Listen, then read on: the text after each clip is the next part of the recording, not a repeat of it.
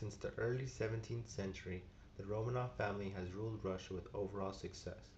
Each successor has brought something new to the country that caused later events to unfold.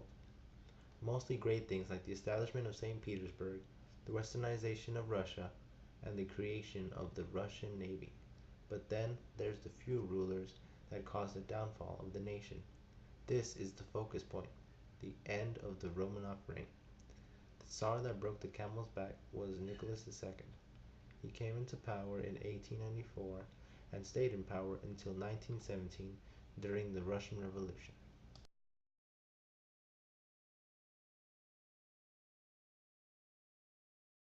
The first event leading to the beginning of the end was the Russo-Japanese War. The cause of this war was the fact that both Russia and Japan saw strategic value of China and Korea. Before the bloodshed began, however, Japan proposed a possible compromise. Unfortunately, Russia rejected this, and so on the 6th day of February, Japan ended all connections to Russia. A couple days later, the Japanese engaged in a surprise attack against Lushan, otherwise known as Port Arthur. On February 10th, war was officially declared, which didn't bring much success for the Russians. Nicholas II was ill prepared for the war and also didn't expect civil unrest. During the war, living conditions in Russia were not good. Also, in the manufacturing industry, working conditions were harsh. They had to endure long hours with low pay. Because of this, a large group of workers called the Assembly of Russian Workers headed to the Winter Palace to share a petition to the Tsar himself. It stated that the workers should work in less hazardous environments with less hours, higher wage, and an end to the Russo-Japanese War.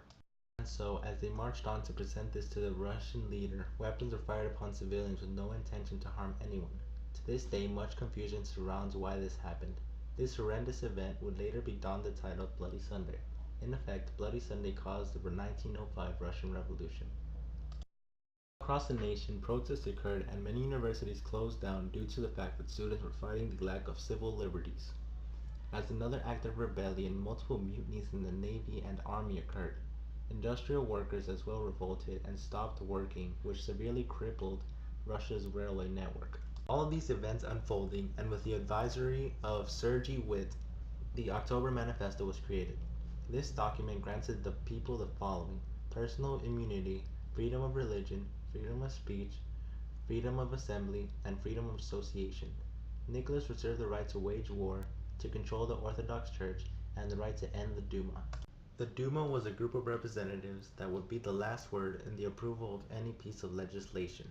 Because the Duma could only advise higher ranked officials and not overwrite the rule, many Russians like Leon Trotsky and other revolutionaries believed it wasn't enough and disapproved of the reform.